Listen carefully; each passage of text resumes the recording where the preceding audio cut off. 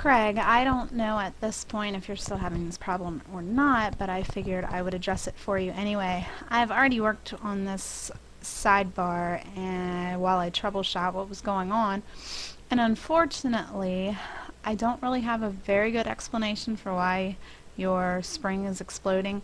I was successfully able to simply touch it and it went back to shape, and then saved it and opened it and everything was fine. So I'm not sure if it might be an issue with the computer you're working with and its compatibility, the amount of memory. It could be millions of different reasons why, and unfortunately there really isn't a good explanation for it. What I did was found the origination circle for your helix. I clicked on it, I grabbed a grip, I put the grip right back where it was, and it seemed to fix it. It was as simple as what I just showed you there. I don't know why. I'm sure you got the same result when you touched it. It just seems like touching it was able to fix it. When I did resave it, I was able to successfully open it back up with no problems. So I'm not sure if you're still having this occurrence, but I did want to show what I was doing to work with it. There are a couple things on here that I want to talk to you about and try to help you out with a little bit. Sorry. Anytime you have a helix or any object for that matter selected and you hit orbit, it's only going to orbit that object. So I have to deselect so then I can orbit the entire object. Okay, so right here you have a gap, and I'm sure you're having problems figuring out how to fill that gap. The first thing that I'm going to do is apply a different ornamental color to the metal parts of the object just so they are a little clearer.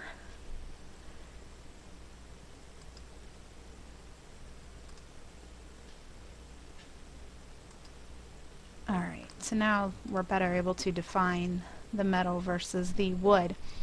What I would do in a case like this, when you have obviously two metal objects that were just bent by a machine, the easiest way for us to represent this would be to create a sphere, and sphere is located under the home panel. It's one of your primitive solids here, so I'm going to pick to create a sphere. It's going to ask me to select a center point. So I've selected my center point, and then it wants the radius. I'm just going to make this sphere as wide as my tubes so that it will fill up the hole.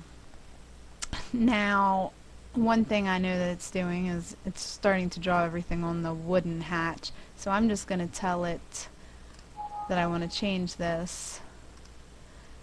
You know what, it's probably going to be safer for me to use the match prop command.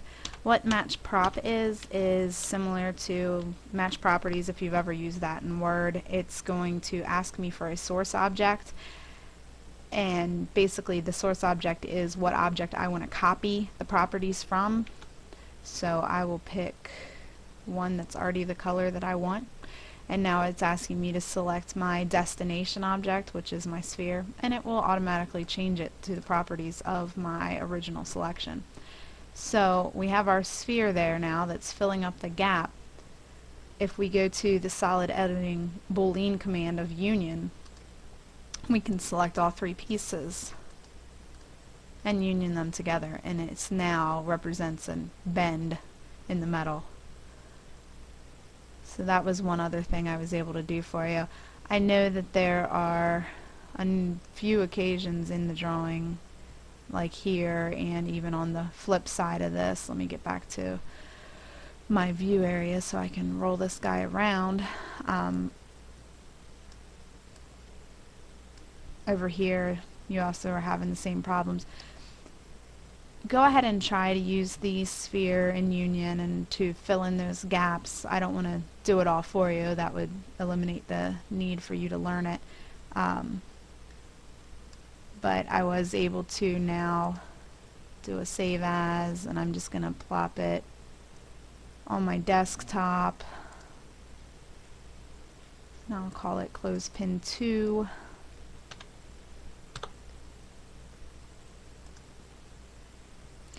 I'm going to close it, close This is another file of yours I opened. So they're all closed. I'm going to go back to my desktop and open up clothespin 2.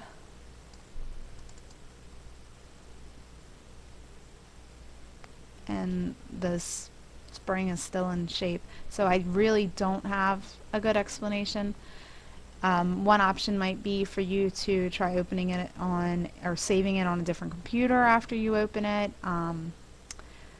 I'm not able to replicate the problem. I definitely see it when I open the drawing, but I'm not able to replicate the saving issue. So hopefully this will take care of itself for you if you try using another computer or even just touching it and then saving it again.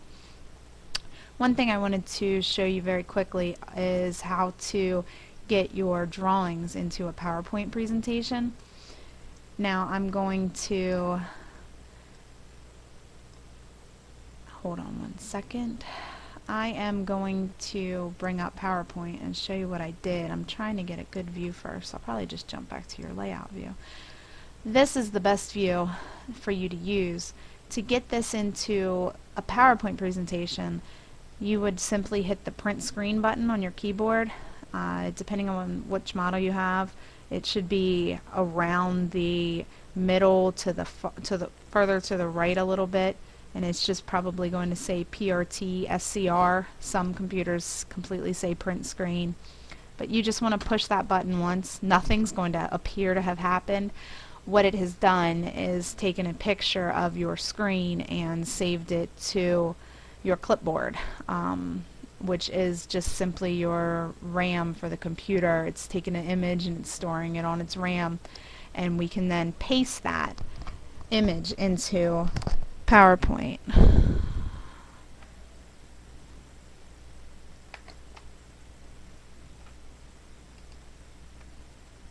So now I am going to open up PowerPoint.